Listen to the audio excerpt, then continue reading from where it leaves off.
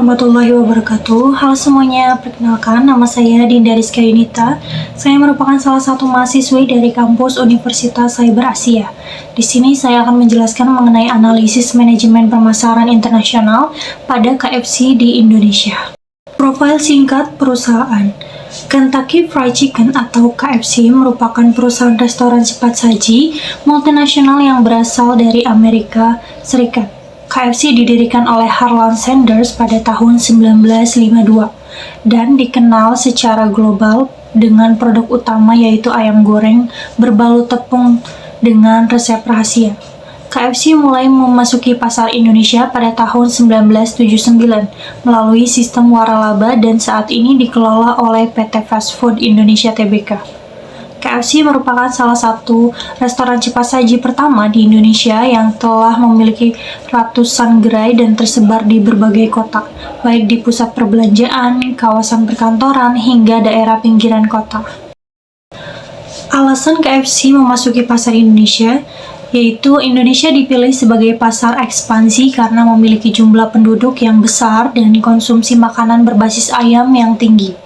Ayam merupakan salah satu sumber protein utama masyarakat Indonesia, sehingga produk KFC relatif mudah diterima oleh konsumen lokal. Selain itu, pertumbuhan ekonomi urbanisasi serta perubahan gaya hidup masyarakat yang semakin menyukai makanan praktis dan cepat saji menjadi faktor pendukung utama bagi KFC untuk berkembang di Indonesia. Stabilitas pasar domestik juga menjadi pertimbangan penting dalam keputusan ekspansi internasional KFC. Strategi manajemen pemasaran internasional. KFC menerapkan strategi global standardization dengan local adaptation, yaitu mempertahankan identitas merek global sambil menyesuaikan produk dan strategi pemasaran dengan kondisi pasar Indonesia. Strategi produk. KFC mempertahankan produk global seperti original ribeye chicken dan hot and crispy chicken. Namun, KFC juga melakukan adaptasi produk dengan menyesuaikan selera lokal. Antara lain, yaitu yang pertama, menu nasi sebagai pendamping utama ayam goreng, lalu sambal khas Indonesia, kemudian menu lokal seperti perkedel, sup, dan menu sarapan tertentu. Kemudian ada juga produk edisi khusus yang disesuaikan dengan selera lokal. Selain itu, seluruh produk KFC di Indonesia telah memperoleh sertifikasi halal sehingga dapat diterima oleh mayoritas masyarakat Indonesia. Kemudian yang B, strategi harga. KFC menetapkan strategi harga yang disesuaikan dengan daya beli masyarakat Indonesia. Perusahaan menawarkan berbagai pilihan harga mulai dari menu satuan hingga paket hemat untuk keluarga dan pelajar. Strategi harga ini bertujuan untuk menjangkau berbagai segmen konsumen, mulai dari anak-anak, remaja, hingga keluarga. Promo rutin dan diskon melalui aplikasi digital juga digunakan untuk meningkatkan volume penjualan. Strategi promosi. KFC aktif melakukan promosi melalui berbagai media seperti iklan televisi dan media digital, media sosial seperti Instagram, TikTok, dan juga Twitter, promo tematik seperti bulan Ramadan, Lebaran, dan juga Hari Kemerdekaan. KFC juga sering menggunakan figur publik dan kampanye kreatif yang dekat dengan generasi muda untuk meningkatkan daya tarik merek. Lalu yang terakhir ada strategi distribusi. Distribusi KFC dilakukan melalui yang pertama gerai fisik yang tersebar luas di berbagai daerah, kemudian layanan drive-thru, kemudian kerjasama dengan platform layanan pesan antar online. Strategi distribusi ini memudahkan konsumen untuk mengakses produk KFC kapan saja dan di mana saja. Adaptasi budaya dan perilaku konsumen. KFC sangat memperhatikan budaya makan masyarakat Indonesia yang terbiasa mengkonsumsi nasi. Oleh karena itu, KFC menyediakan paket ayam dengan nasi sebagai menu utama. Selain itu, konsep restoran KFC di Indonesia juga dirancang sebagai tempat makan bersama keluarga dan berkumpul.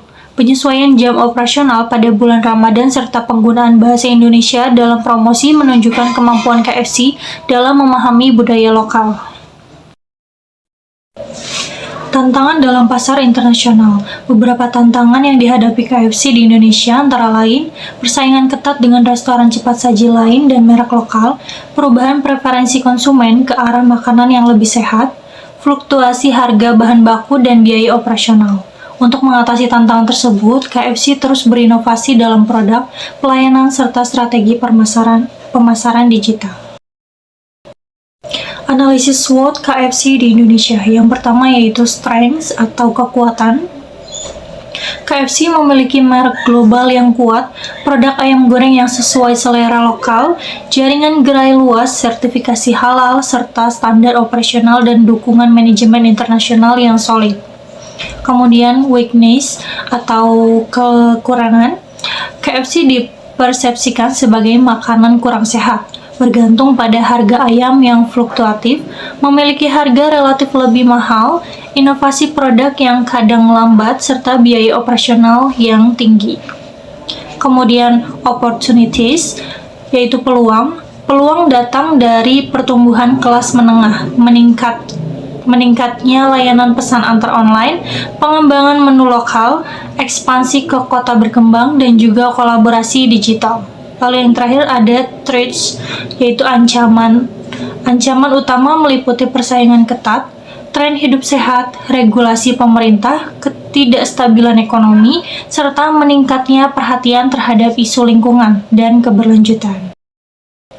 Kesimpulan, keberhasilan KFC di Indonesia menunjukkan bahwa strategi pemasaran internasional yang efektif harus mampu mengkombinasikan kekuatan merek global dengan adaptasi terhadap kondisi lokal.